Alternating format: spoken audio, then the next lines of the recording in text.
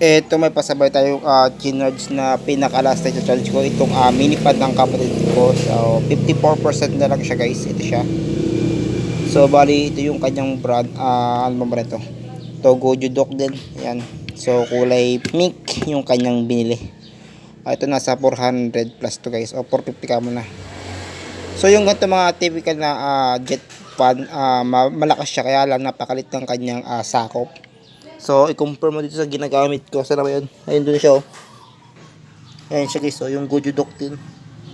Ayan turbo fan. Ito na ginamit ko pang charge converter kaysa mag-inverter pa ako. So mas magastos kasi pag mag-inverter. Kasi nga ibuboost niya pa yung power from 12 volts to 220. Ito lang oh. Mas matipid yung ganito guys oh. Ayan, converter yan no, type C. So 54-55% ay siya.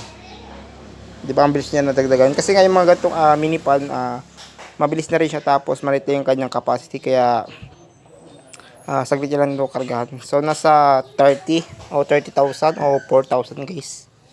Ito.